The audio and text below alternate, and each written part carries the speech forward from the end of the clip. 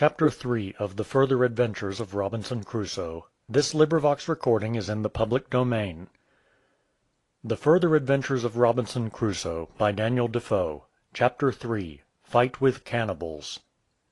But not to crowd this part with an account of the lesser part of the rogueries with which they plagued them continually, night and day, it forced the two men to such a desperation that they resolved to fight them all three the first time they had a fair opportunity.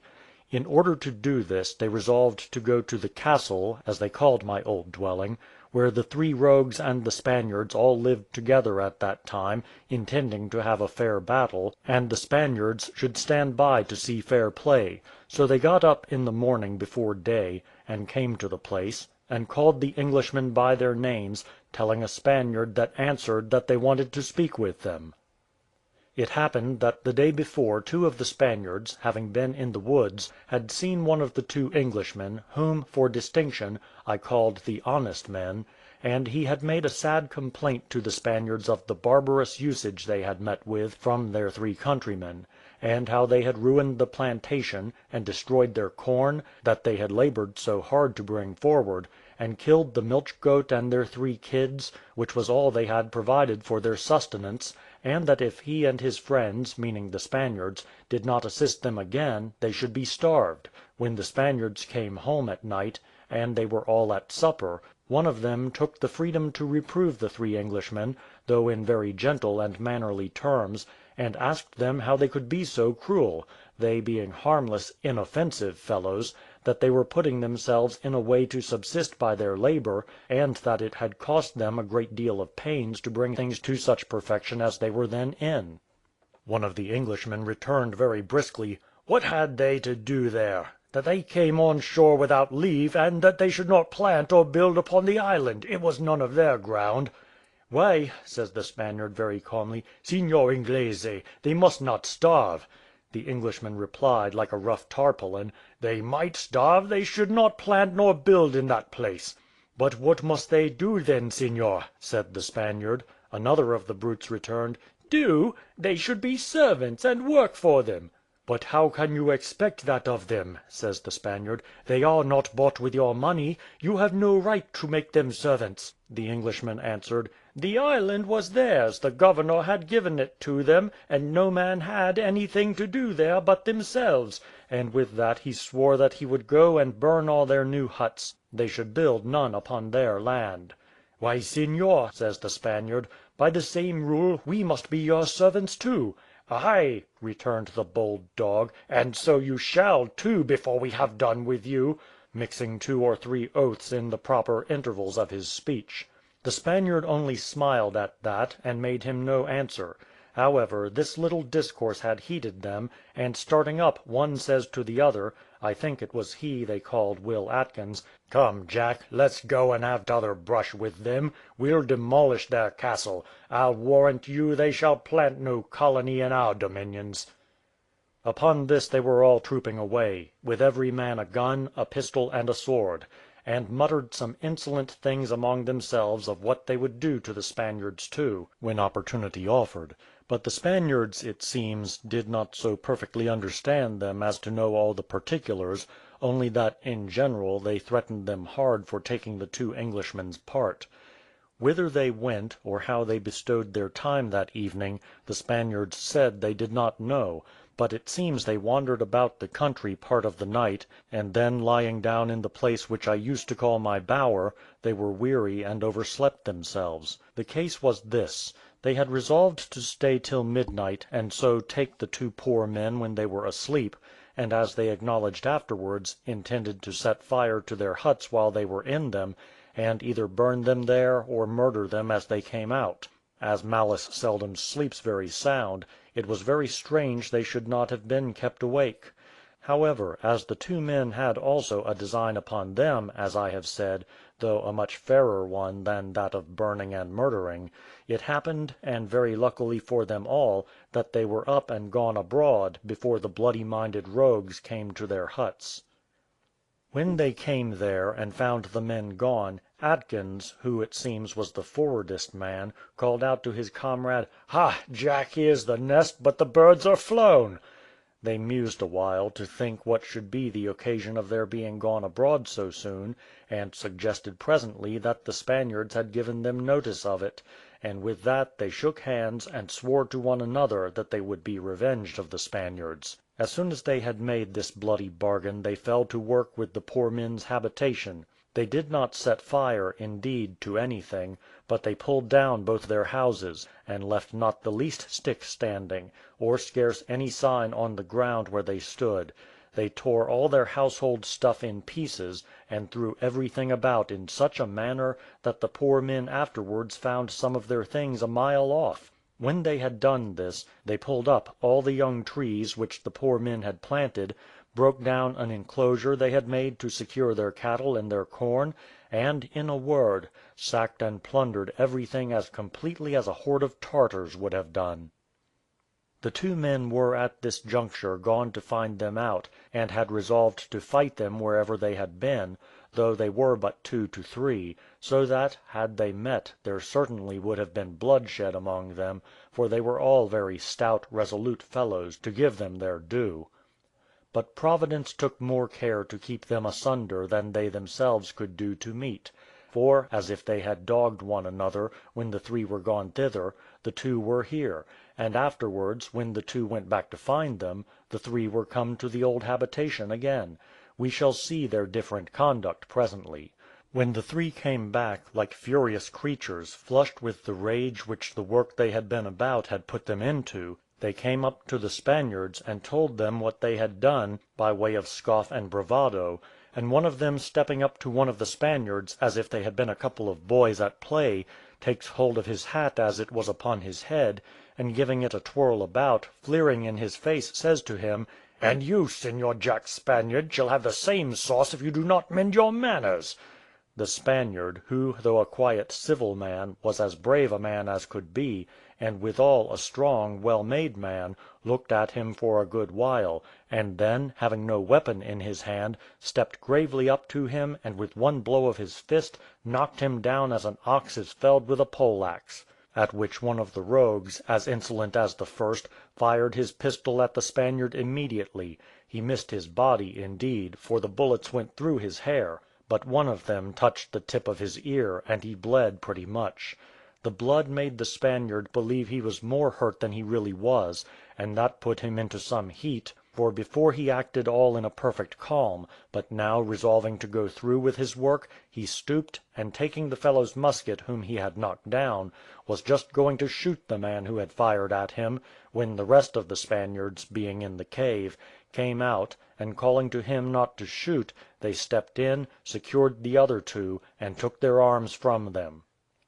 When they were thus disarmed, and found they had made all the Spaniards their enemies, as well as their own countrymen, they began to cool, and giving the Spaniards better words, would have their arms again; but the Spaniards, considering the feud that was between them and the other 2 Englishmen, and that it would be the best method they could take to keep them from killing one another, told them they would do them no harm, and if they would live peaceably, they would be very willing to assist and associate with them as they did before, but that they could not think of giving them their arms again, while they appeared so resolved to do mischief with them to their own countrymen, and had even threatened them all to make them their servants.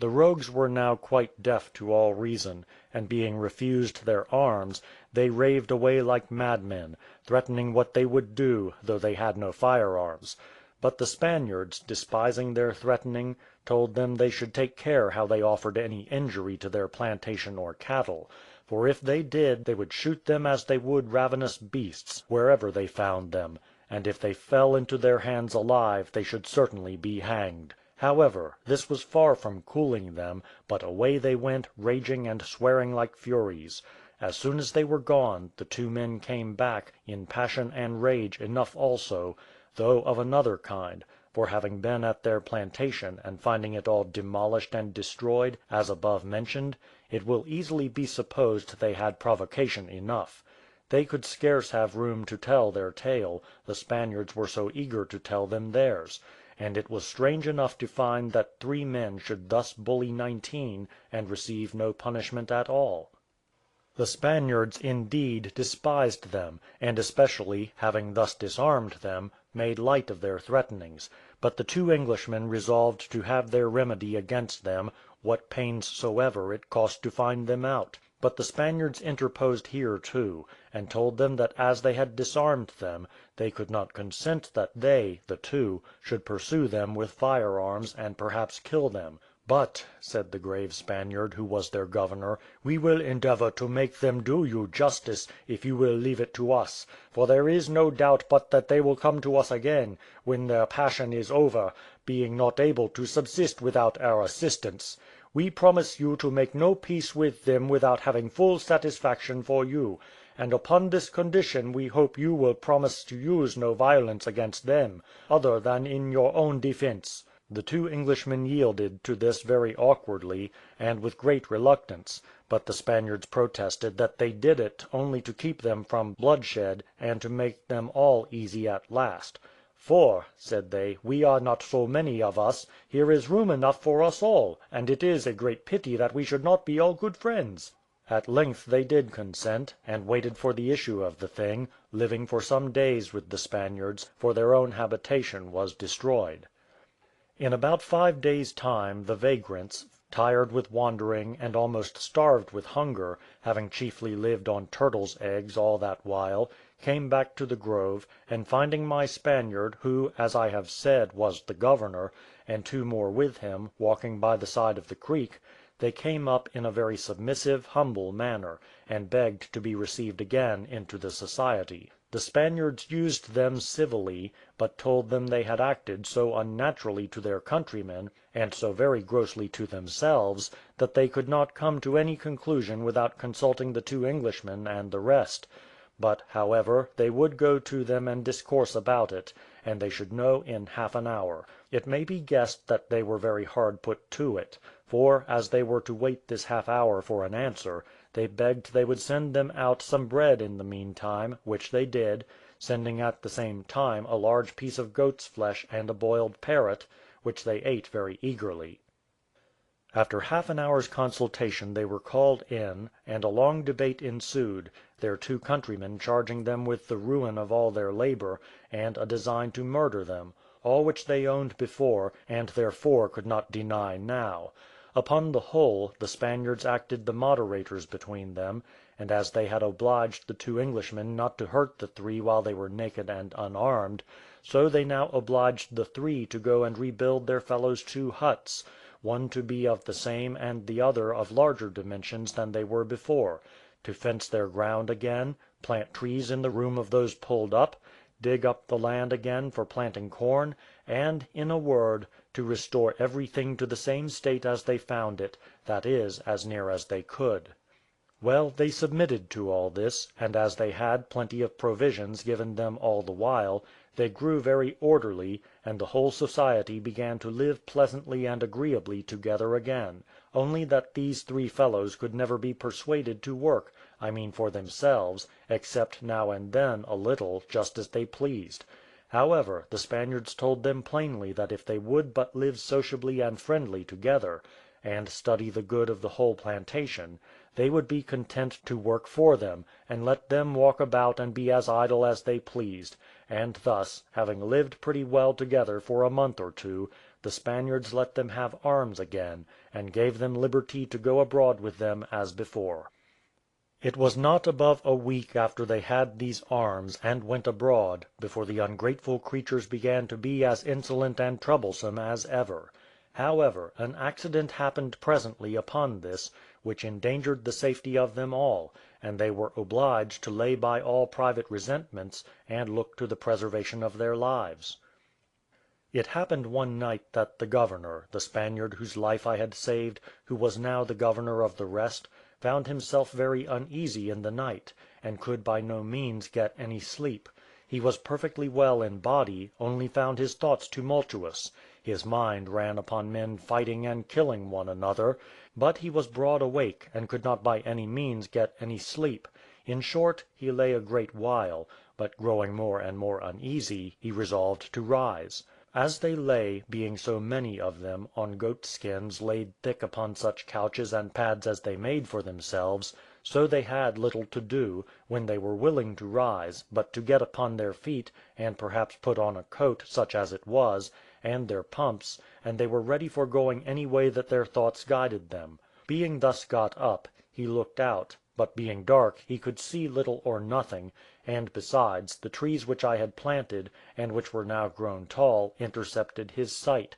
so that he could only look up, and see that it was a starlight night, and hearing no noise, he returned and lay down again, but to no purpose. He could not compose himself to anything like rest, but his thoughts were to the last degree uneasy, and he knew not for what. Having made some noise with rising and walking about, going out and coming in, another of them waked, and asked who it was that was up. The governor told him how it had been with him. "Say you so?" says the other Spaniard. "Such things are not to be slighted, I assure you. There is certainly some mischief working near us." And presently he asked him, "Where are the Englishmen?"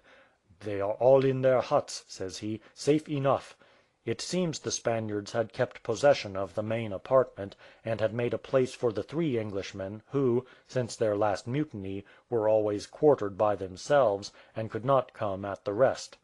"Well," says the Spaniard, "there is something in it, I am persuaded, from my own experience. I am satisfied that our spirits embodied have a converse with and receive intelligence from the spirits unembodied, and inhabiting the invisible world, and this friendly notice is given for our advantage, if we knew how to make use of it. Come, let us go and look abroad, and if we find nothing at all in it to justify the trouble, I'll tell you a story to the purpose, that shall convince you of the justice of my proposing it." They went out presently to go up to the top of the hill, where I used to go; but they being strong and a good company, nor alone, as I was, used none of my cautions to go up by the ladder, and pulling it up after them, to go up a second stage to the top, but were going round through the grove unwarily, when they were surprised with seeing a light as of fire, a very little way from them, and hearing the voices of men, not of 1 or 2, but of a great number. Among the precautions I used to take on the savages landing on the island, it was my constant care to prevent them making the least discovery of there being any inhabitant upon the place; and when by any occasion they came to know it, they felt it so effectually that they that got away were scarce able to give any account of it, for we disappeared as soon as possible, nor did ever any that had seen me escape to tell any one else, except it was the 3 savages in our last encounter who jumped into the boat, of whom, I mentioned, I was afraid they should go home and bring more help. Whether it was the consequence of the escape of those men that so great a number came now together, or whether they came ignorantly, and by accident, on their usual bloody errand, the Spaniards could not understand; but whatever it was their business either to have concealed themselves or not to have seen them at all, much less to have let the savages have seen there were any inhabitants in the place, or to have fallen upon them so effectually as not a man of them should have escaped, which could only have been by getting in between them and their boats; but this presence of mind was wanting to them, which was the ruin of their tranquillity for a great while. We need not doubt but that the governor and the man with him, surprised with this sight, ran back immediately and raised their fellows, giving them an account of the imminent danger they were all in, and they again as readily took the alarm; but it was impossible to persuade them to stay close within where they were, but they must all run out to see how things stood. While it was dark, indeed, they were safe, and they had opportunity enough for some hours to view the savages by the light of 3 fires they had made at a distance from one another. What they were doing they knew not, neither did they know what to do themselves; for first, the enemy were too many, and secondly, they did not keep together, but were divided into several parties, and were on shore in several places.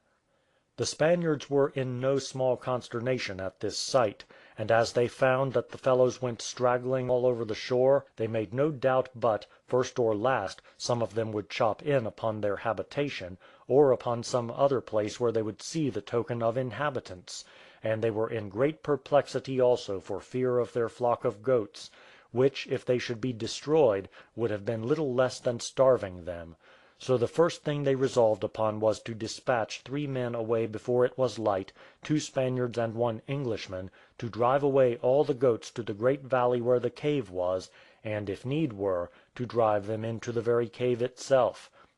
Could they have seen the savages all together in one body and at a distance from their canoes, they were resolved, if there had been 100 of them, to attack them; but that could not be done, for they were some of them 2 miles off from the other, and, as it appeared afterwards, were of 2 different nations. After having mused a great while on the course they should take, they resolved at last, while it was still dark, to send the old savage, Friday's father, out as a spy, to learn, if possible, something concerning them, as what they came for, what they intended to do, and the like. The old man readily undertook it, and stripping himself quite naked, as most of the savages were, away he went. After he had been gone an hour or 2, he brings word that he had been among them undiscovered; that he found they were 2 parties, and of 2 several nations, who had war with one another, and had a great battle in their own country; and that both sides having had several prisoners taken in the fight, they were, by mere chance, landed all on the same island, for the devouring their prisoners and making merry; but their coming so by chance to the same place had spoiled all their mirth; that they were in a great rage at one another, and were so near that he believed they would fight again as soon as daylight began to appear.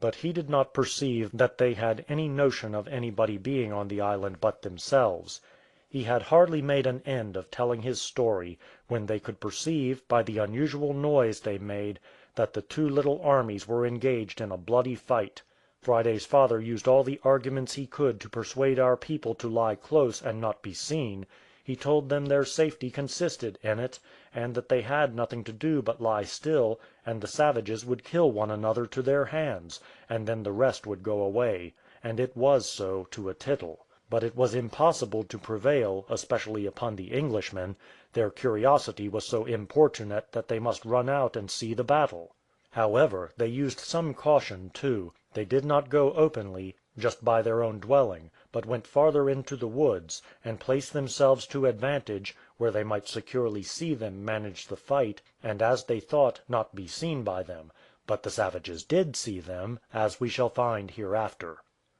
The battle was very fierce, and, if I might believe the Englishmen, one of them said he could perceive that some of them were men of great bravery, of invincible spirit, and of great policy in guiding the fight. The battle, they said, held 2 hours before they could guess which party would be beaten; but then that party which was nearest our people's habitation began to appear weakest, and after some time more some of them began to fly, and this put our men into a great consternation, lest any one of those that fled should run into the grove before their dwelling for shelter, and thereby involuntarily discover the place; and that, by consequence, the pursuers would also do the like in search of them. Upon this they resolved that they would stand armed within the wall, and whoever came into the grove, they resolved to sally out over the wall and kill them, so that, if possible, not one should return to give an account of it. They ordered also that it should be done with their swords, or by knocking them down with the stocks of their muskets, but not by shooting them, for fear of raising an alarm by the noise. As they expected, it fell out. 3 of the routed army fled for life, and crossing the creek, ran directly into the place, not in the least knowing whither they went, but running as into a thick wood for shelter. The scout they kept to look abroad gave notice of this within, with this comforting addition, that the conquerors had not pursued them, or seen which way they were gone. Upon this the Spanish governor, a man of humanity, would not suffer them to kill the 3 fugitives, but sending 3 men out by the top of the hill, ordered them to go round, come in behind them, and surprise and take them prisoners, which was done. The residue of the conquered people fled to their canoes, and got off to sea. The victors retired, made no pursuit, or very little, but drawing themselves into a body together, gave 2 great screaming shouts, most likely by way of triumph, and so the fight ended. The same day, about 3 o'clock in the afternoon, they also marched to their canoes. And thus the Spaniards had the island again free to themselves, their fright was over, and they saw no savages for several years after. After they were all gone, the Spaniards came out of their den, and viewing the field of battle, they found about 32 men dead on the spot. Some were killed with long arrows, which were found sticking in their bodies, but most of them were killed with great wooden swords, 16 or 17 of which they found in the field of battle, and as many bows, with a great many arrows. These swords were strange, unwieldy things, and they must be very strong men that used them. Most of those that were killed with them had their heads smashed to pieces, as we may say, or, as we call it in English, their brains knocked out, and several their arms and legs broken, so that it is evident they fight with inexpressible rage and fury. We found not one man that was not stone dead, for either they stay by their enemy till they have killed him, or they carry all the wounded men that are not quite dead away with them. This deliverance tamed our ill-disposed Englishmen for a great while. The sight had filled them with horror, and the consequences appeared terrible to the last degree, especially upon supposing that some time or other they should fall into the hands of those creatures, who would not only kill them as enemies, but for food, as we kill our cattle; and they professed to me that the thoughts of being eaten up like beef and mutton, though it was supposed it was not to be till they were dead, had something in it so horrible that it nauseated their very stomachs, made them sick when they thought of it, and filled their minds with such unusual terror, that they were not themselves for some weeks after. This, as I said, tamed even the 3 English brutes I have been speaking of, and for a great while after they were tractable, and went about the common business of the whole society well enough, planted, sowed, reaped, and began to be all naturalised to the country. But some time after this they fell into such simple measures again as brought them into a great deal of trouble. They had taken 3 prisoners, as I observed, and these 3 being stout young fellows, they made them servants, and taught them to work for them; and as slaves they did well enough, but they did not take their measures as I did by my man Friday, viz., to begin with them upon the principle of having saved their lives, and then instruct them in the rational principles of life. Much less did they think of teaching them religion, or attempting civilizing and reducing them by kind usage and affectionate arguments. As they gave them their food every day, so they gave them their work too, and kept them fully employed in drudgery enough; but they failed in this by it, that they never had them to assist them and fight for them as I had my man Friday, who was as true to me as the very flesh upon my bones. But to come to the family part. Being all now good friends, for common danger, as I said above, had effectually reconciled them, they began to consider their general circumstances; and the first thing that came under consideration was whether, seeing the savages particularly haunted that side of the island, and that there were more remote and retired parts of it equally adapted to their way of living, and manifestly to their advantage, they should not rather move their habitation, and plant in some more proper place for their safety, and especially for the security of their cattle and corn. Upon this, after long debate, it was concluded that they would not remove their habitation, because that, some time or other, they thought they might hear from their governor again, meaning me, and if I should send any one to seek them, I should be sure to direct them to that side; where, if they should find the place demolished, they would conclude the savages had killed us all, and we were gone, and so our supply would go too. But as to their corn and cattle, they agreed to remove them into the valley where my cave was, where the land was as proper for both, and where indeed there was land enough. However, upon second thoughts they altered one part of their resolution too, and resolved only to remove part of their cattle thither, and part of their corn there, so that if one part was destroyed the other might be saved; and one part of prudence they luckily used. They never trusted those 3 savages which they had taken prisoners, with knowing anything of the plantation they had made in that valley, or of any cattle they had there, much less of the cave at that place, which they kept, in case of necessity, as a safe retreat; and thither they carried also the 2 barrels of powder which I had sent them at my coming away. They resolved, however, not to change their habitation; yet, as I had carefully covered it first with a wall or fortification, and then with a grove of trees, and as they were now fully convinced their safety consisted entirely in their being concealed, they set to work to cover and conceal the place yet more effectually than before. For this purpose, as I planted trees, or rather thrust in stakes, which in time all grew up to be trees, for some good distance before the entrance into my apartments, they went on in the same manner, and filled up the rest of that whole space of ground from the trees I had set quite down to the side of the creek, where I landed my floats, and even into the very ooze where the tide flowed, not so much as leaving any place to land, or any sign that there had been any landing thereabouts. These stakes also being of a wood very forward to grow, they took care to have them generally much larger and taller than those which I had planted. As they grew apace, they planted them so very thick and close together, that when they had been 3 or 4 years grown there was no piercing with the eye any considerable way into the plantation. As for that part which I had planted, the trees were grown as thick as a man's thigh, and among them they had placed so many other short ones, and so thick, that it stood like a palisado 1/4 of a mile thick, and it was next to impossible to penetrate it, for a little dog could hardly get between the trees, they stood so close.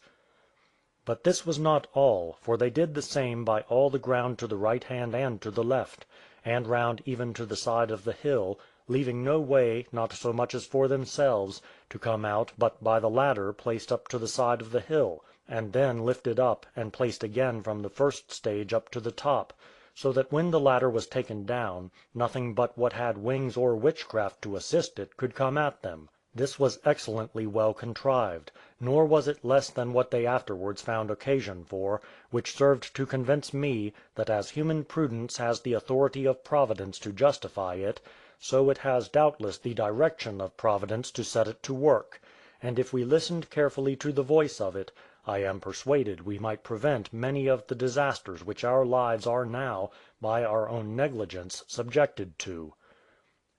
They lived 2 years after this in perfect retirement, and had no more visits from the savages. They had, indeed, an alarm given them one morning, which put them into a great consternation; for some of the Spaniards being out early one morning on the west side or end of the island, which was that end where I never went, for fear of being discovered, they were surprised with seeing about 20 canoes of Indians just coming on shore. They made the best of their way home in hurry enough, and giving the alarm to their comrades, they kept close all that day and the next, going out only at night to make their observation. But they had the good luck to be undiscovered, for wherever the savages went, they did not land that time on the island, but pursued some other design.